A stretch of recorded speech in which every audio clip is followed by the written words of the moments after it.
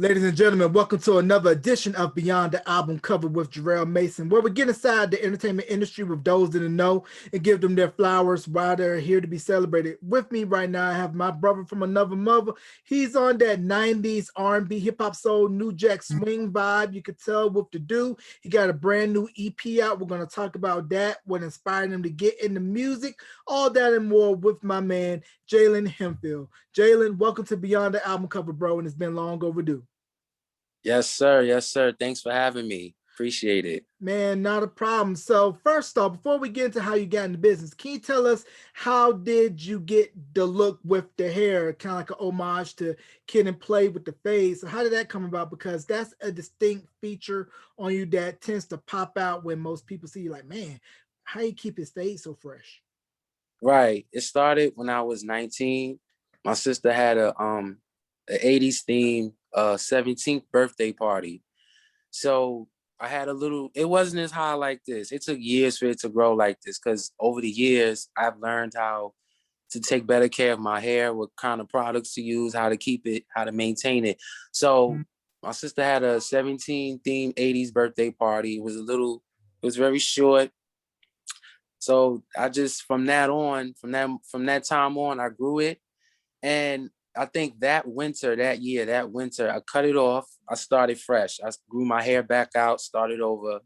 And like I said, over the years, I've learned to maintain my own hair. I learned my own hair. I know what to do and not to do, so I've been rocking it for about 8 years now. Oh So I just man, that is wanted to, dope.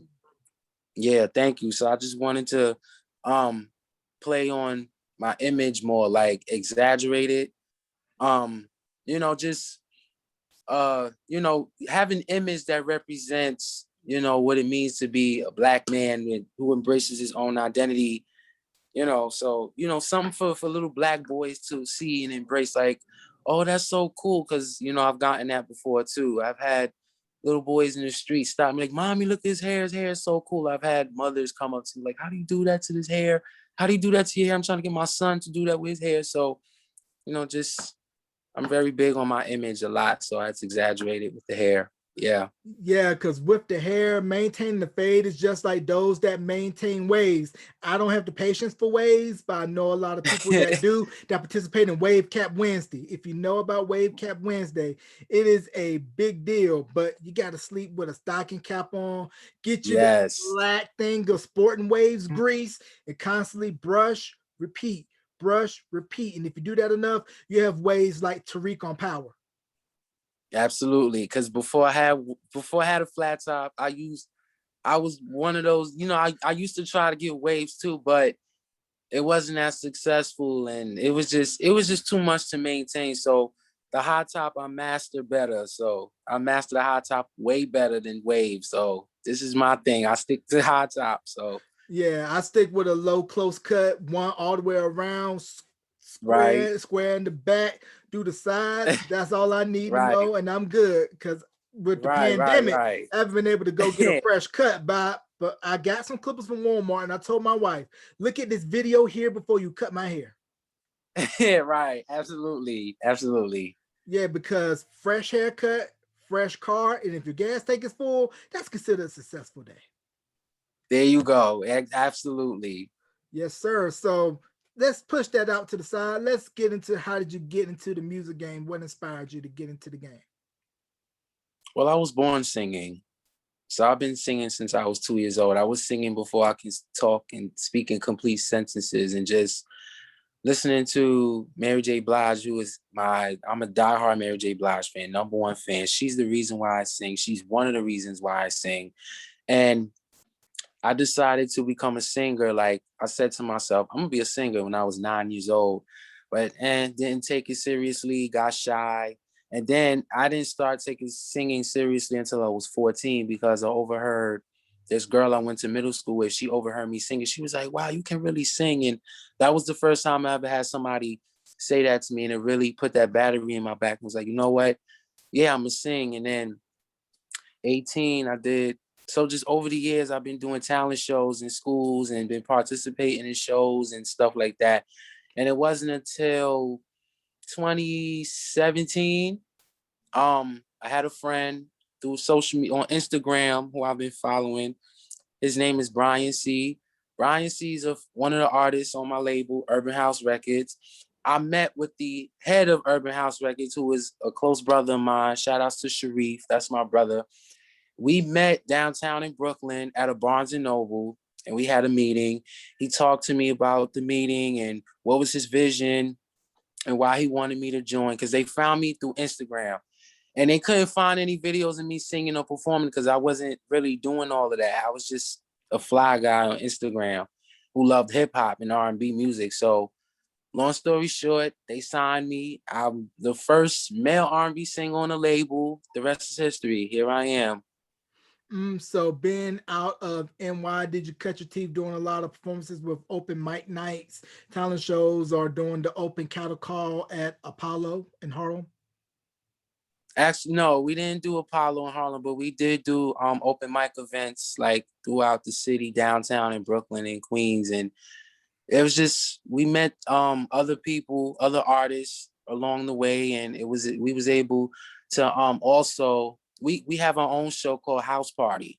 So we're actually in the making of talking about our third house party show next year, because due to the pandemic, everything is shut down for a while. So we basically we're building back up, talking about having another house party. House Party 22 is next year.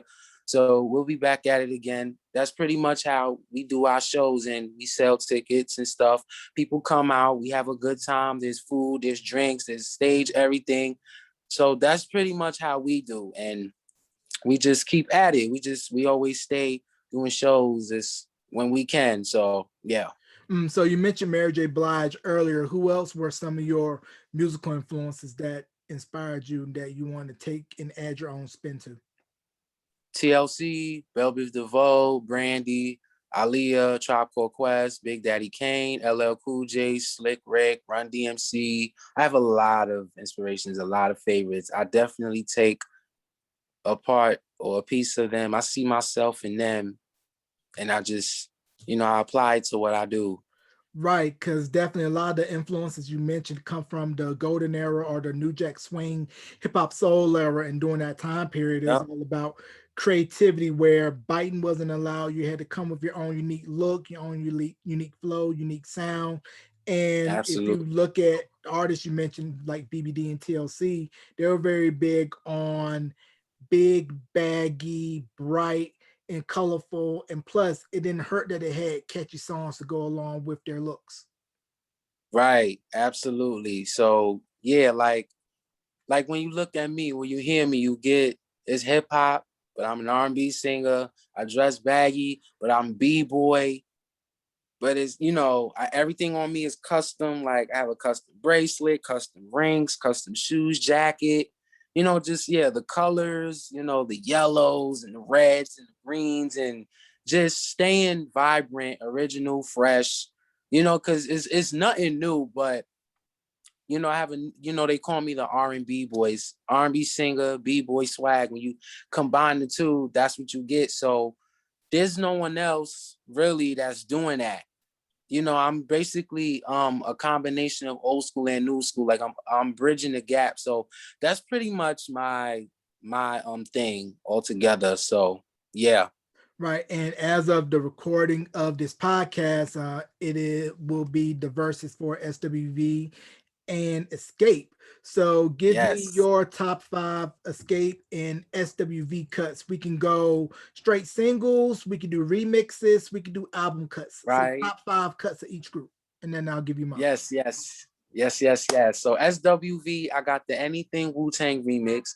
I got You're the One. It doesn't matter. It could be the original, the Bad Boy remix, or the All-Star remix. Right Here, the Human Nature mix. It was two more that I had.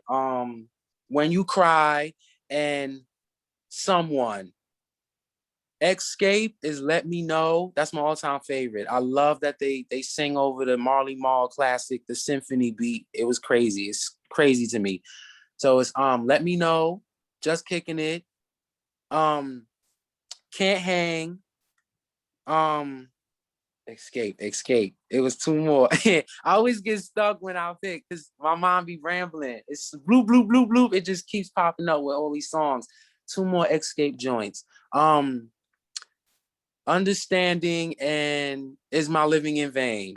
Okay, dope. So my top five SWV in no particular order. I have Rain, Use Your Heart, Anything Mm-hmm. Wu-Tang remix, Right Here, Human Nature remix, and Weak. Then for SWV, Escapist I have the Just Kicking It remix, Right. Understanding, Tonight, Living in Vain, and then their cover of the Jones Girls classic, Who Can I Run To? Yes. Yeah, but it's really tough to pick five because both groups have had cuts upon cuts upon cuts, and they Right. were one of both of them. They were the female groups R&B wise, where in the early '90s, mid '90s, you had R&B really crossing over the pop. Because if you go on YouTube right now, there's a clip of Escape performing "Understanding" on the all new Mickey Mouse Club. This was before Yup. Christina and Brittany, Ryan Gosling, all of them blew Right. up. But that just goes to show you how much R&B they were listening to back during that time. Jodeci even got covered on Mickey Mouse Club. Right. Because that's the same performance. Every time they perform Understanding, they have the chairs. So that's part of the whole song set. But they had the leather black jerseys. Yup. I was just watching that performance last night. So I've been just in the SWV escape mode for a minute, just watching their performances, listening to their music. It's nothing new because that's what I do. Like, it's regular for me. Like, this is everyday regular life for me. I love listening to classics. I'm just inspired by, like you said, artists from the golden era in R&B and hip hop. It's unmatched. That era, that whole time period in music is just unmatched. I love it. I love it. Right. So if you had a chance to go back in time and work with a legendary producer from '80s, '90s, it could be hip hop, it could be R&B, could be pop, who would it be and why? DJ Premier, hands down, because I love his sound. I love the grittiness. I love the boom bap sound. And um just I just love that sound. I just love his sound. The way he incorporates his DJing, cutting, scratching, and mixing and blending over hardcore boom bap beats is just it's crazy. Like beats don't come like that anymore unless you continue to stick to um DJ Premier and what he's doing, with Royce the 5'9" and the whole Prime album and just that whole sound. I love it. I love it. Right. So it's definitely DJ Premier. DJ Premier, rest in peace, Guru. And, Yes. Wu Tang is still out and about doing their thing. Redman, Method Man just had their verses a couple of weeks ago. And I believe season 2 of the Wu Tang series on Hulu is in production. So, can Yes. you just talk about for you? What does Mhm. Wu Tang Clan mean to you and their overall impact, not only on just hip hop, but pop culture? I just love their consistency, their drive. I love their loyalty within each other, to their image, to their brand, and to their business. And it's very important as an artist myself that I take from that too.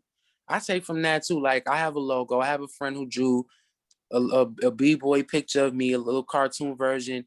And it's important that brand and image is important when you're an artist because it's who you are. It represents who you are and everything that you bring. So Wu-Tang to me, not and the fact that they're from New York, you know what I'm saying? So it's like it gets no better than that. It's very dope. I love their it's just they're untouchable. They're also timeless. Like it's nothing beating that. Like it's nothing beating that at all. It's just incredible to me. It's for them to still keep rocking and still doing it so vibrantly. Like they are my mother and father age, but to see them still going strong like that, it's highly inspiring to me. It's incredible.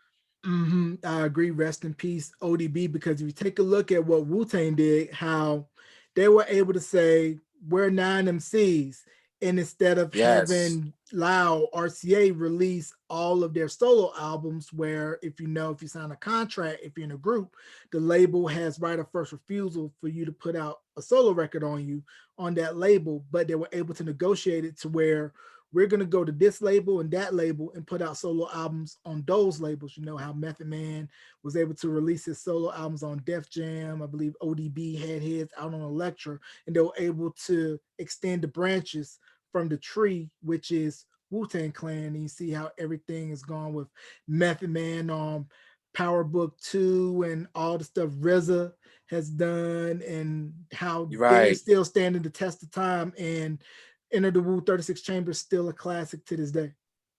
Still a classic. And that album came out the same day a Tribe Called Quest Midnight Marauders came out.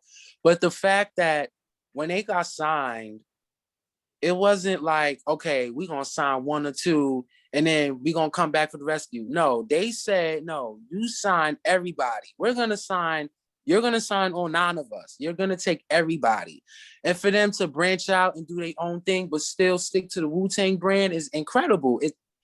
It's just incredible. And you mentioned Tribe Called Quest and how 36 Chambers was released the same day as Midnight Marauders. I know the late Phife Dawg, they just released posthumously the solo album that he was working on prior to his passing, and it just now got released. So can we talk about the impact of A Tribe Called Quest, Q-Tip, Ali Shaheed Muhammad, rest in peace Phife, and then of course Jerobi? Yes, A Tribe Called Quest to me represented like young black men like me, around the way, but b-boy, but hip-hop, youthful, very smart. We had a lot of knowledge of self.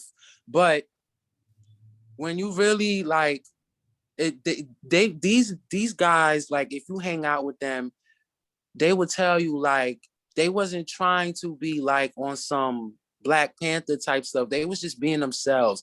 It wasn't like they planned that like, okay, we're going to be this and we're going to be that. No, they wore the clothes that they had. The music represented where they from. It was just regular, everyday, having fun, regular stuff. Like in the neighborhood, you go hang out with your friends and we talk, they was hating on the girls that they like, stuff like that. So I identify with that. I wear what I want, knowledge of self. I like to talk, spiritual stuff, and just their impact is incredible because they were one of the early acts to combine jazz with hip hop, to incorporate jazz in their sound. And Q-Tip as a producer is incredible. Ali is incredible as a producer. Plus the fact that he's with Adrian Young, and they created something called The Midnight Hour, and he did Lucy Pearl. Phife Dawg is, in my opinion, he was an underrated MC. His wordplay was witty and funny and clever. And then Jerobi, he's like the underrated member. People sleep on him a lot. People think he hasn't contributed much. Oh, he's contributed. He was there too. Like, we have to give Jerobi his flowers too. And then he branched off and did his own thing with the cooking. Like, I remember watching a video. He was making an omelet. I learned how to make an omelet from Jerobi. So when you incorporate all of that with hip hop, it's very inspiring. Same thing. Like, very regular, down to earth brothers who they were around the way brothers. And yeah, it's incredible. Yeah, because to me, the greatest crime of that era was that we never got a Native Tongues album with Tribe, De La, Black Sheep, Queen Moni Love, Latifah, Queen right. Latifah, everybody that was associated Right. in that the only thing we kind of sort of got to that was Buddy. Yes. And with Tribe Called Quest, you mentioned how it was at a time when it really wasn't cool to be left field. De La Soul was kind of sort of doing that with the Daisy Age and the 3 Feet High and Rising album. Shout out to Prince Paul and his production on that. Mm-hmm. And how Right. they were kind of in the middle where you had the likes of Public Enemy, X Clan, and there was a lot of 5% Nation stuff. Then later you had Poor Righteous Teachers, Brand Nubian, Right. bringing that in, and how Tribe was able to kind of straddle that line and be critically and commercially acclaimed. Yes. I just feel like that whole movement to me, when I first like really started digging more into hip hop culture and I read about all of this stuff, it blew me away. I just feel like I never want to be, because I never want to be the type to take away or talk down on what's going on today, because we want to be able to teach the youth. We want to keep things moving forward.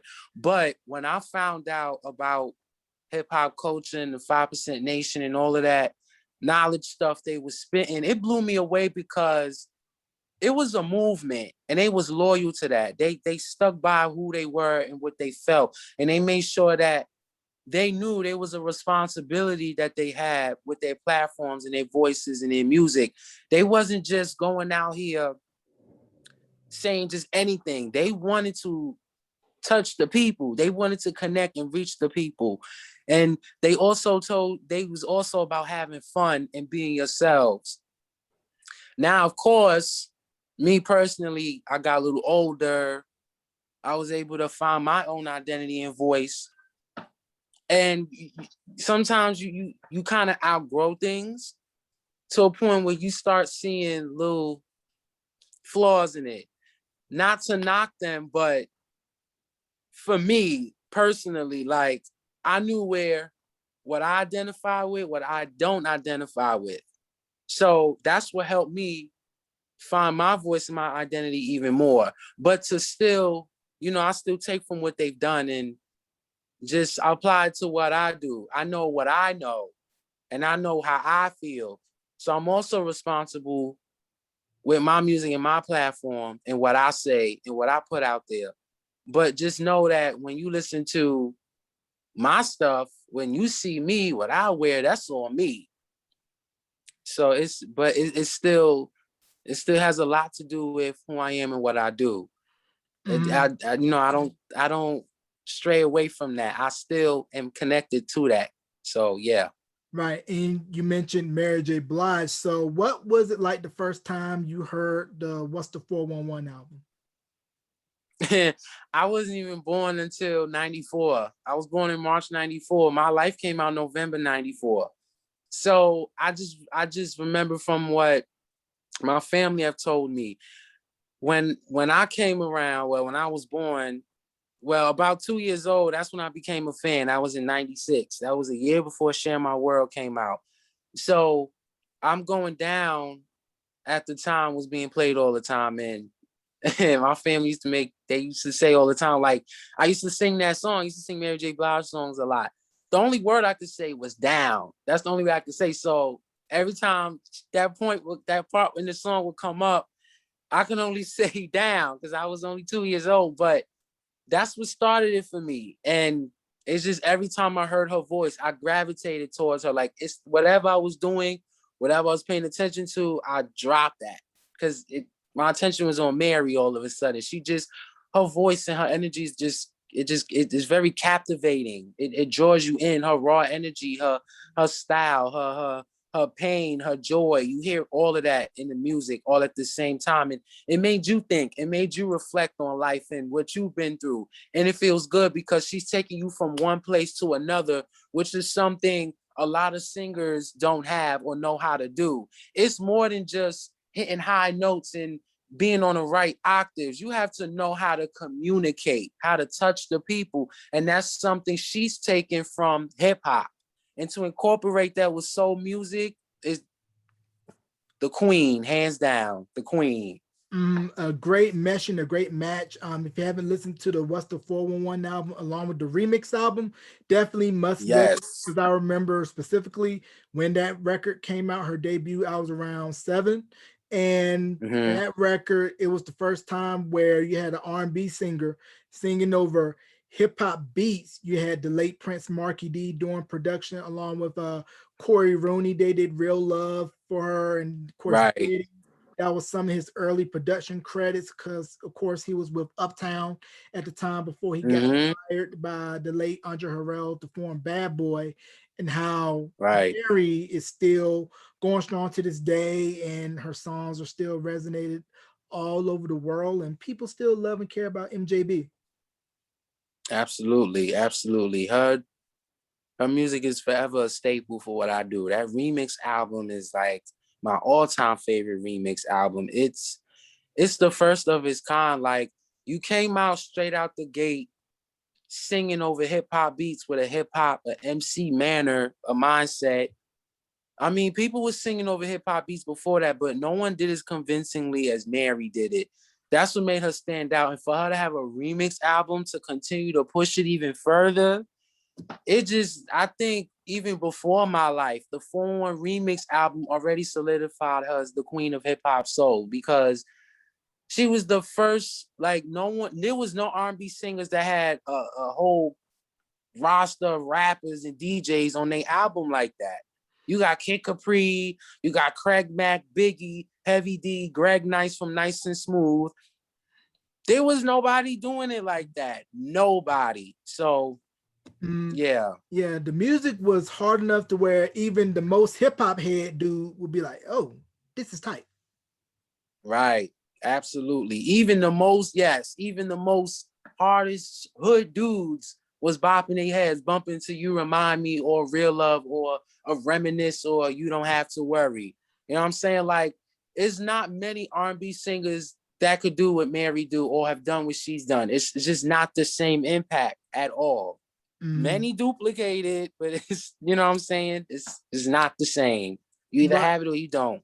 right. You either got it or you don't. We mentioned BBD earlier, but can we talk about the impact of the main group, New Edition, and how the splinter Yes. acts from that one group impacted you and the whole world? Because if you look at all of the male pop and R&B groups for the past 4 decades, all of them have taken elements from New Edition. Absolutely. Just like, excuse me, just like Wu-Tang, New Edition is a brand, it's a collective, it's their image, it's their stage presence. It's being able to take all 6 different personalities and energies and make it into one entity. When you when you finish listening to a New Edition album or you finish coming from a New Edition show, you're just blown away. You're blown away because they don't miss a step, they don't miss a note, they don't miss a beat. Granted, we know the story because of the movie.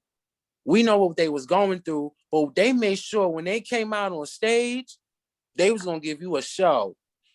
And for them to go solo in the way they did was also genius. It's like Wu-Tang did the same thing. For them to come together and then go solo like that, it was just genius. Like for Bobby to come out first and he blew up the way that he did because he was the standout dude who had all this energy. He wanted to do his own thing. He didn't want to do what the rest of the group was doing. You know, he was the rebel of the group.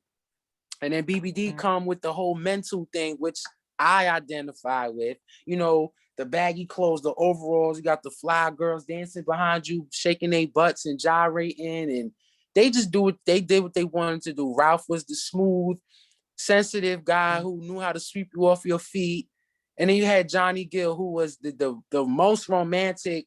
He'll take you out on the dates. He's, you know, he got dressing shoes ready for you, and the wine on the side is just New Edition. Just they are definitely the standard for every R&B male group that came out after them. Boys to Men, 112, Blackstreet. Like you see New Edition in all of these guys in some way, shape, or form, whether it's vocally, whether it's style, whether it's they stage presence. There's New Edition. There's a piece of New Edition in all of them. So New Edition definitely they are the standard. Period. Right, they're definitely the gold standard for every male pop and R&B group, and also another R&B group that I felt had a big impact, but a lot of people may not even recognize it. But Jodeci. Absolutely. Right along with Mary, they ushered in the whole hip hop soul era. You have this guy group coming in, sounding like this, dressing like this, singing like this, and they gave birth to the case. the Cases and the Drew Hills, and you know what I'm saying? Guys after Jodeci was in Timberland boots and bandanas and jerseys, but singing. They was R&B singers.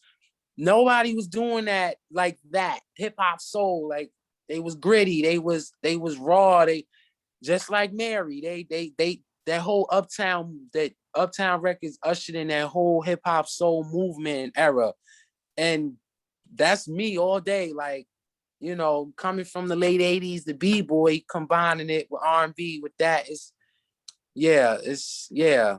They definitely, as far as '90s groups goes, it's Jodeci. Yes. And we got to give credit to Diddy because before the baggy clothes and the Timbs, there were 4 church boys from my neck of the woods, North Carolina. Diddy said, okay, we're going to take your down south, down home vocals, Devontae's bad production skills and songwriting, Devontae's Right. bad man, and we're going to add a Right. little bit of hip hop flair to it. You're gonna dress kind of like how we do it up here with the Timbs Right. and the baggies, and it just worked. Right. Absolutely. Diddy was the A&R. He was the intern in the office. And you know, he pretty much took them, was like made them like his little project. Like, okay, you know, we kicking in, we identify with each other, we gonna hang out a bit. I know what to do with you. Like Diddy definitely knew what to do with his artists as far as branding and image. He knew what they were supposed to look like, what they were supposed to sound like, and it can't do no wrong, because he gave birth to people who pretty much pioneer this new sound of R&B in the '90s, and then combining it with hip hop like that. It was, before that was New Jack Swing, and then hip hop soul came in. It was a whole different element. Like, okay, you have the New Jack Swing, people were dancing with the button up shirts and the nice shoes and slacks, but hip hop soul was more like, okay, I come from the ghetto and we eat ramen noodles and peanut butter and jelly and we wear Timbs, but we R&B singers.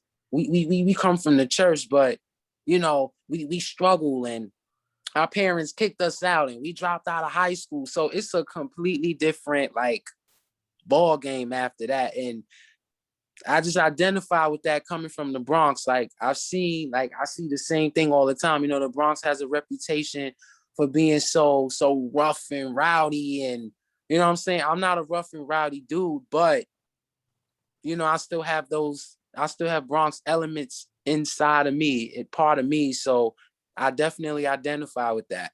Yeah, but and to quote Lord Tariq, if it wasn't for the Bronx, this rap probably never That would be shit going probably never on. would So be tell me going where you on. from. If you know, Uptown, you baby. know. Yes. Yeah, and Yes. can we talk about if Teddy Riley has had any influence on you as a singer, songwriter, producer? Absolutely. Teddy Riley, like I have friends, we talk about this all the time, or I just notice how they break it down. Like I noticed a friend of mine said a lot of R&B music don't have breaks anymore. A break is when you're able to let the beat ride out. You know what I'm saying? Like this, like there's a break in the beginning and there's a break at the end of the song. Teddy Riley's style and production and music and R&B has always given people that space and that time to really bop your head or to dance. It gives people a chance to warm up to what's about to happen. Yeah, I'm about to put this shit on you. I'm about to bring it to you. So he took that hip hop element and applied it to R&B, which is why you hear a lot of R&B songs in the '90s. You hear the beat just riding out before the singers come in, and you hear the beat riding out until it fades out, because it gives you a chance to really enjoy and take it all in. And if you're a DJ, you have a DJing ear, because I DJ for fun. That's also the time to throw in another song and you blend it. So it keeps the party rocking, keeps the dance floor full, it keeps the people rocking and bopping. It's, you know, today is just the song is over. You know, it's a completely different style now. The elements are different, but you still, you know, you still hear a lot of 90s sampling going on too, which is ironic because in the 90s you hear a lot of 70s sampling. So it's funny. It's just a beautiful thing how things come in full circle like that. Because if you think about the production techniques of the day, the samplers didn't have a high sampling time, so they would have to play the records on either a faster speed in order to trick the machine Right, to give it more sampling time. That was what Prince Paul and Large Professor and some of those early 90s hip-hop producers were so good at, was making lemons out of making lemonade out of the lemons that you were given with, the rudimentary right, equipment, and just making classic albums and classic records with those right. tools that were had. Absolutely. It's just you can definitely tell who was who. You definitely could tell who created what. It's just a whole myriad of sounds and styles, and you were just able to tell artists apart, producers apart. You know what I'm saying? It's just everybody had their own thing. And that's what I take. I'm very big on that originality. I'm very big on identity. Who are you? You know what I'm saying? When I hear you, when I see you, who are you? You know what I'm saying? Like that's cool if you want to, keep up with the times. You got the hottest sounds out right now. That's cool. Do you? But who are you? When I hear your record, I need to hear you. I shouldn't have to hear him and her and him. You know what I'm saying? So that definitely them sounds back in the day, that golden era, that whole thing, like being original is very important to me. I'm very big on that. Right. And real quickly before we talk about a new love, the Love LP, I just wanted to make this Yes. statement about how Teddy Riley bridged the gap between hip hop and R&B, because prior to Teddy, hip hop and R&B didn't really meet in the center of the same room. And I want to give Right. mention to Full Force, because Full Force was doing that too with their work with Yes. Crease Lisa Nicole Jam, UTFO, their own stuff, and how they were able to go back and forth for doing freestyle, R&B, and then later on pop, Right. because All I Have to Give was an international smash hit for Backstreet Boys. So just real quickly, let's just talk about Full Force. Well, Full Force, I don't really know too much about their history, but I just know that yeah, they're also there are they them and I think Force and D's are like the day one quintessential um examples of combining R&B and hip hop. At the time, it was like still the 80s. So, of course, when you introduce that to people, people are already going to write it off as, oh, that's New Jack Swing.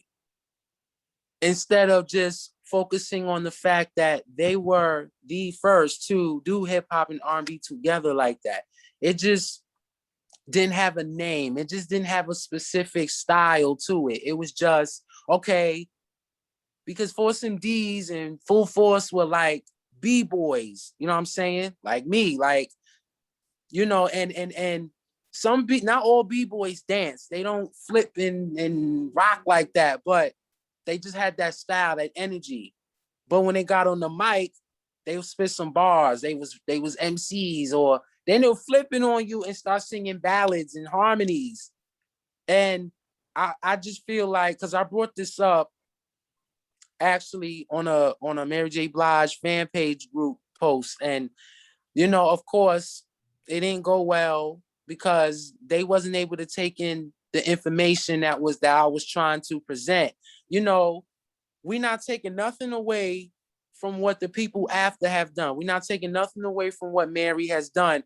But when we get specific, there were people, like I said earlier before, like there were people before that was singing over hip hop beats. And yeah, Full Force, Force and D's were the first ones to do that. But of course, it was completely different. But it's still, they were the first to do that. And it's just, of course, when you have everything still being fresh and brand new, coming out back to back to back like that, it would make sense for things to get lost in the sauce. Like, okay, but who did it first? You know what I'm saying? So it makes sense why it would go over so many people's heads like that. But credit has to be given when it's due. Give them their flowers. You know what I'm saying? So yeah. Yeah, because with Force MDs, they cut their teeth performing on the Staten Island Ferry, and that's how they would make their money, for tourists and for folks that were getting on and off the ferry. And like you said, since it was still brand new and fresh, they didn't know what to call it, but definitely Full Force and Force MDs, pioneers in merging hip hop and R&B. And also, you could go further back. There is a record by Renee and Angela, Renee Moore, who later went on to do Jam for Michael Jackson, along with other records, and Angela Wimbush, who had a big solo career, songwriter, producer. There was a record that they did that they had Curtis Blow on, and it was almost like a precursor to what was to come with New Jack Swing and hip hop soul, and how you had a rapper rapping over an R&B record. So I definitely wanted to point that out. So now let's talk about A New Love, the Love EP. How did that come about, and what was that process like for you? Ooh, I mean, it's such a pivotal moment for me as a singer, because I've been singing for so long, and for years I've been still trying to get my sound and my identity together. I already knew what I wanted to say, but it took me some time to finally get to that point. So the making of this album pretty much came from a relationship, very short-lived relationship that I was in, and it took me a whole year to heal myself and to understand myself and why I was feeling the way I was feeling, why I was going through what I was going through eternally, personally. And I was able to tap into my spiritual side and do some shadow work on myself and really talk to myself and dig deep, like, okay, why are you still doing this? Why are you feeling like this? And I was able to break that down and really go back and think and reflect on my whole life from the time I was a child and really pinpoint, okay, you feel like this because this happened to you. You do this because that happened to you. So when I was able to put all these thoughts together, everything hit me back to back to back. Okay, that's why. Boom. It was like an epiphany. Those epiphanies became the songs on my album. I was over at a friend's house and I was just sitting on the couch, whatever. Every epiphany that I kept having, I was able to put it on paper. It became songs. So I was just writing. I have never written so much and so fast like that ever before. So this is how I knew, okay, I got to do something with this, because I originally was going to just put out 2 or 3 songs around Christmas, New Year's time. But I was like, nah, I'm in a different space now. I really got to let all of this out. This is completely something different that's pouring out of me right now. So I was able to talk to my friend who's my producer and DJ. Shout outs to DJ Swanee River. He was able to make the beat. We would have conversations. He would make the beats right in front of me, or while I'm in a back room somewhere just writing and creating. And then he would send me the beat, and I would come up with the hooks, the harmonies, and what's the verses, and just I was able to put the album together based off what I've been through and what I learned in my relationships. And I was able to come to a point where I said, okay, you know what? I found a new love. What that means is self-love. Self-love meaning is self-explanatory. You have love for yourself. Love for yourself meaning I'm no longer showing up for people who are not showing up for me. I'm not going hard for people who are not going hard for me. I'm not going to keep showing up for people that's not showing up for me, pretty much. And it helped me to heal. It helped me to come to a spiritual, mental, and emotional place where I'm comfortable and in love with me again. That's pretty much it. And so very cathartic, this EP. Yes, very extremely. Yes, I was able to pinpoint specific like sides to relationships, the falling in love, the falling out of love, the angry, the hooking up and sleeping with this person and sleeping with that person because you can't deal with the fact that you are no longer with this person no more. So you trying to cope, you trying to deal. So the album pretty much breaks down all of that. And then I'm being truthful with myself and saying to myself, you know what? Okay, I'm going through this because that happened to me. I'm going through this because this happened to me. And the whole album was just, it just came together.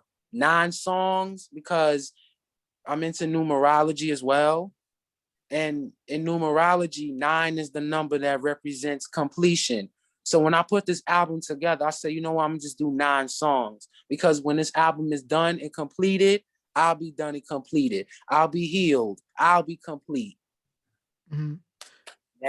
There goes. Right. So what has the feedback been since the EP's release? It's been nothing but love and support and just I'm getting my flowers now because a lot of people have been telling me like, Jalen, you come a long way. This shows your growth. The album surpassed everything else I've done before. Like I just put out singles in the past. And the single that I put out right before the album came out was a single I just put out called Don't Mind. That song was about finding myself and my identity. Now that I've got my identity, I'm able to tell what my identity is. I'm able to come to a point where I'm loving me. So the album has been nothing. It's been getting great positive reviews. It's been getting nothing but love. It's been played. People telling me they play it. They keep it on repeat. And the numbers are showing me that. Like, I think in about, it's been a month and some change since the album came out. And in that amount of time, the numbers have been like bloop, bloop, bloop, like flying. None of my earlier stuff have done that. So I knew when I put out this album, not only did I heal, not only did great things start to happen for me, but my life has changed in a way where I'm starting to see things from a much clearer and better view. And I'm watching things come to me. I'm watching the universe respond to me in ways that I've been waiting for so long.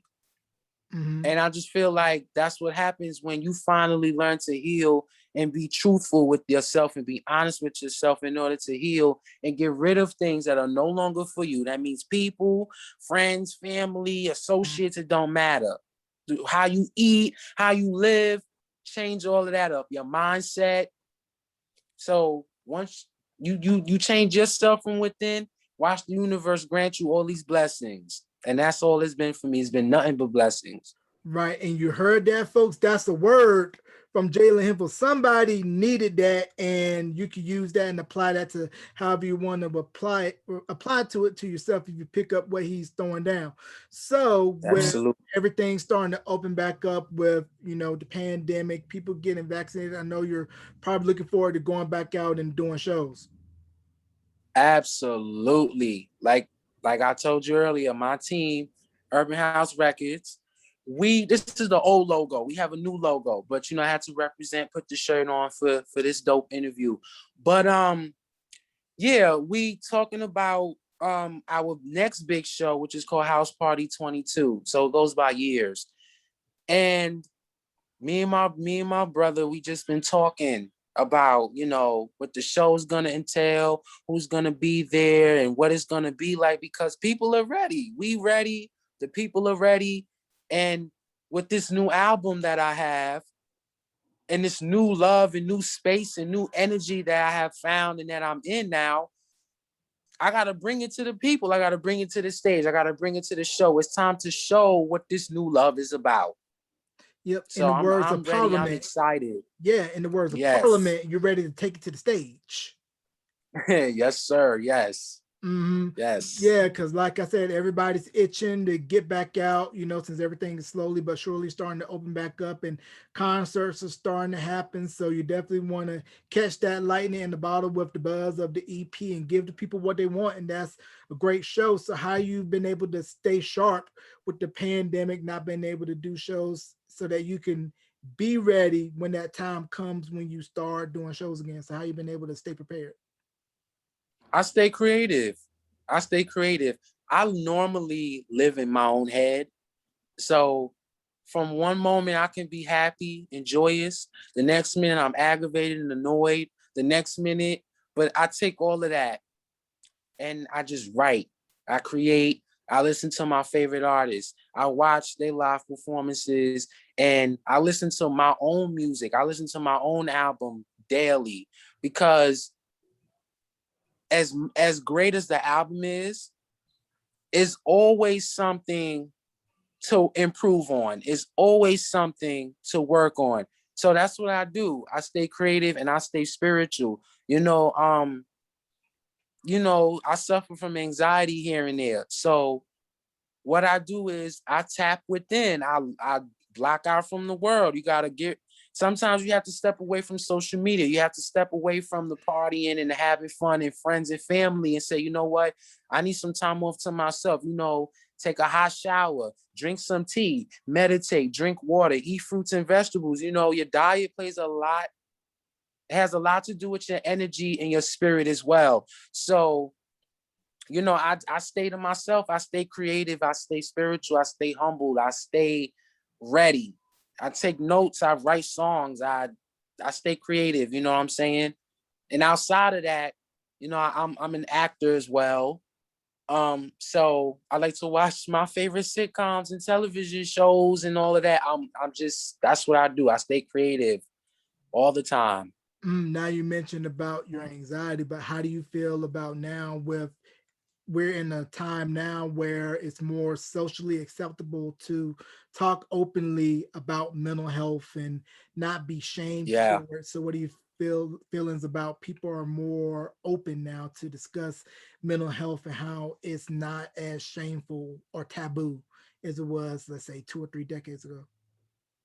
I absolutely love it. I love the fact that people are opening up about their mental health because somebody needs to hear it.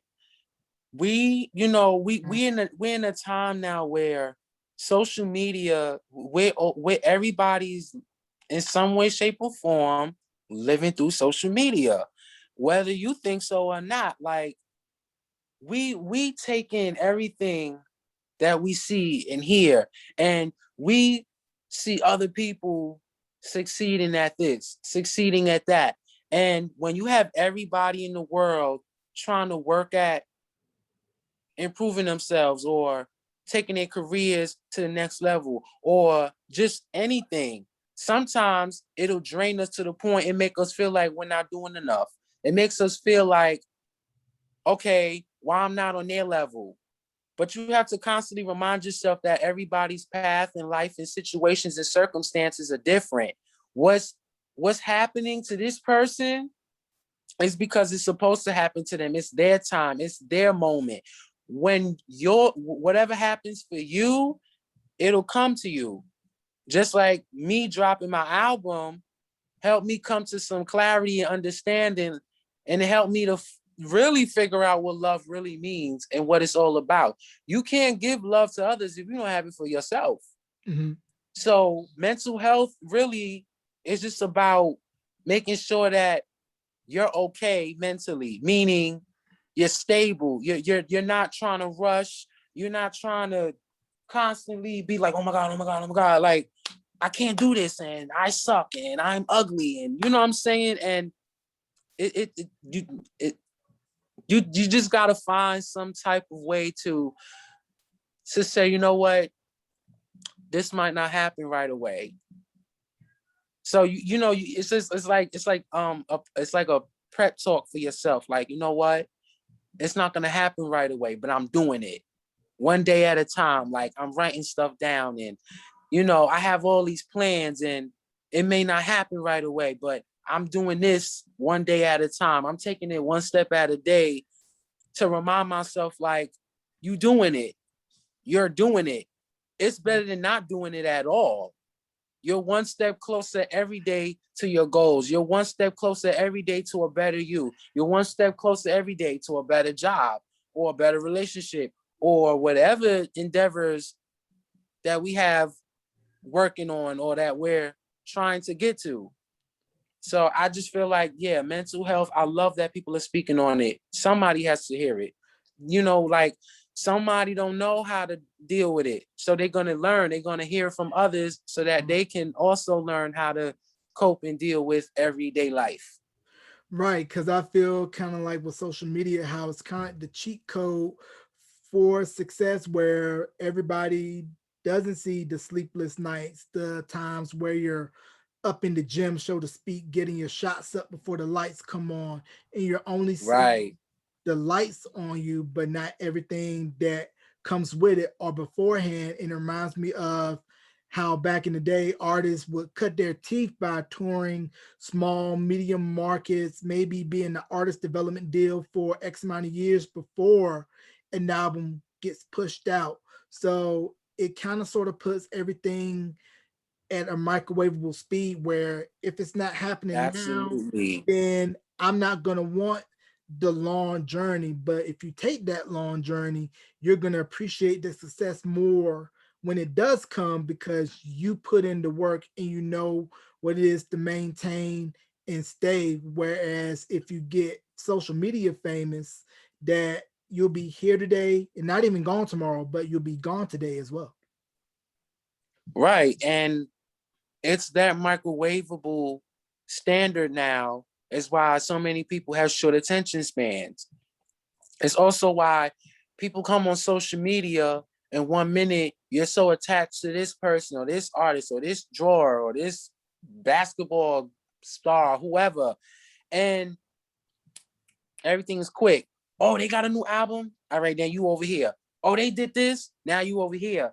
Which is why I make sure that as an artist myself, when I have these conversations with other artists, I always, I tell them, like, find your own formula. You don't have to do a sound or look like what somebody else is doing. That's what works for them. You got to figure out what works for you. You have to stay consistent. If this is what you love to do, you have to stick to it. You have to be consistent. If you want people to take you seriously, if you want a fan base, you want to build something, build. You know what I'm saying? You have to be okay with the fact that it's competition out here. You have to be okay with there's millions of other artists that sing better than you or rap better than you, that dance better than you. They have a bigger platform than you, but there's no one that could be a better you than you. Mhm. And as long as you have the right people that support you and that stick with you and that are loyal to you, want to see you doing it, then you already got it. All you gotta do is just be consistent and have at it and keep going. And that's what really matters. Everything else is just noise or whatever. But you gotta know how to be, you know what I'm saying? You gotta learn how to be a part of that and know where you fit in at. And Mhm. that's it. Right. So how are you able as an artist to find that balance of putting out quality work that's good and consistent and not putting out just for the sake of putting it out? Because if you look at the likes of Jay-Z, Beyonce, Nas, J. Cole, Kendrick Lamar, how they can Mm-hmm. go for years in between putting out something. But when they put something out, people are waiting for it because for them, not being available and constantly out there, it's like their mystique where they're not just going to oversaturate the market by putting out something just for the sake of. Absolutely. You just said it. It's the mystiqueness. It's the not allowing the world to be in a personal business and they every move, every minute, every second, every hour, every hour, every minute of the day. It's like, okay, because that's what I do. And Beyonce's a big inspiration for me when it comes to that.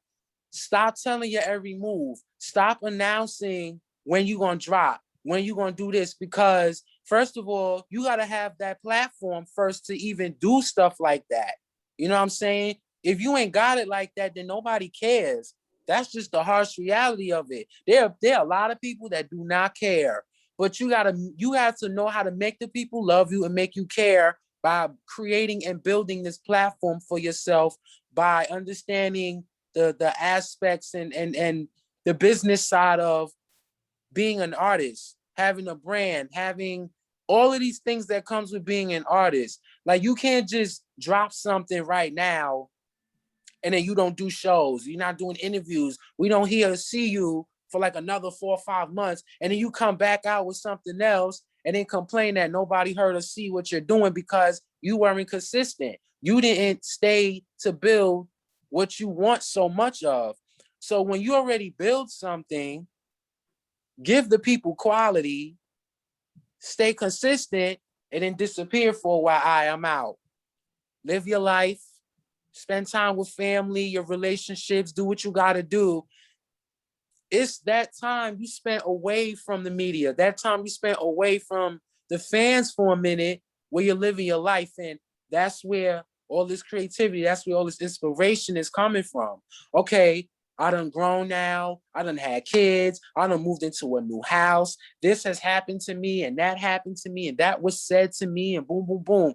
You're able to put it on paper, you're able to get in the studio and create a whole new banger for the fans.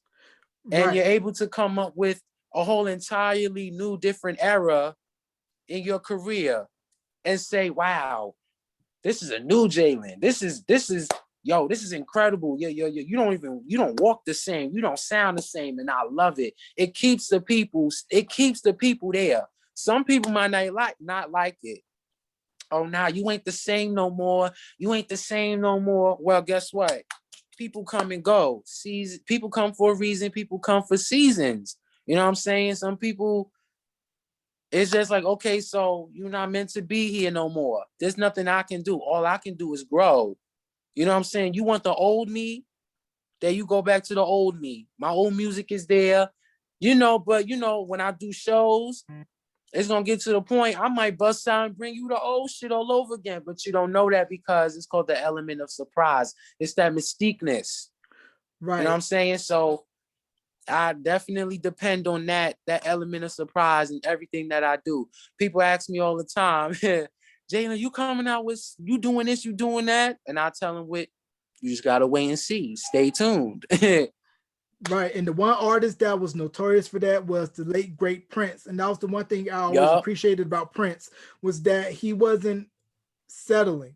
He could and say, I'm just gonna give you Purple Rain, Sign of the Times, all my hits, but I'm gonna constantly grow and evolve as an artist. And he was constantly Right. cranking out product, but at the same time on his own merit, not following trends, and was very astute about the business, doing it for yourself, making sure your copyrights and your royalties, your Yup. structures were on point, and was passing on game to anybody that would take it. Right. And that's why it got to a point where people, even artists way after his time, way after his generation, he was very supportive of whoever he worked with, but he would let them know, I ain't working with you because you don't own your own shit. You don't own your masters. So, I mean, if you are somebody who's like willing to work with this man, and he says that to you off rip, you be like, it catch you off guard, like you feel some type of way. But that was his way of letting you know, listen, I fucks with you, but you gotta own your own shit because you ain't gonna have me on it, and I don't see nothing from it. That don't make no sense. So I just, definitely always take from the older artists, the older generation, because they set the standard, like they created this. You know what I'm saying? So when you read up on they stories and you watch the movies and read the books or listen to the music or watch the interviews, it's all right there. It's all there. All hidden in plain sight. Industry rule number Yeah. 4080. If you know, you know about that. So, where can people find the EP? So my EP is available for streaming on Apple Music and on Spotify, and you can download it on Audio Mac. Okay, so definitely go there, download it. I've listened to it. great EP, and we're looking forward to more projects that you got coming out. And do you have any Yes, shout sir. outs you want to give before we wrap, and also plug your social media, bro? Yes, yes, yes. I want to give a huge shout out to my Urban House family, Urban House Records. We up next. We the next big talented, most talented record label, singers, rappers. So shout outs to my Urban House Records family. Shout outs to DJ Swanee River for being there for me, for being such a great DJ and producer, great friend, just all around stand-up guy who's been supportive of me. Shout outs to my two mentors, Miss Vera Edwards, Streetline Video, for helping me, for starting my career in the first place, and to my big bro, Kareem Showtime Thornton, who's heavy on the battle rap scene with Showtime battles, and just he's doing his thing. He's all in the media and the papers and everything. So, and just shout outs to everybody out there who's been supportive of Jalen Hemphill, for buying the album, for streaming the album, for downloading the album, for being by my side and being supportive of everything that I'm doing. Add me on Facebook, Jalen J Dogs Hemphill. Follow me on Instagram at hip hop soul _ Jalen. Yeah, that's about it. All That's right. about it. All right, you can catch them on all those platforms. You can catch this interview in audio and video wherever you stream podcasts, on the YouTube channel, youtube.com/Beyond the Album Cover, or at the website beyondthealbumcover.wordpress.com. Ladies and gentlemen, hip hop soul, R&B, b-boy, jack of all trades. He is a man who is staking his claim. He's already a star because he knows it, and you're going to know it too. Listen to the A New Love EP, The wherever Love you stream EP. it. Yep. Yes, sir. Listen to all that and then some with my dog, Jalen Hemphill. Jalen, thank you for coming on to Beyond the Album Cover, brother. You got an open spot anytime. Thank you so much for having me. Not a problem.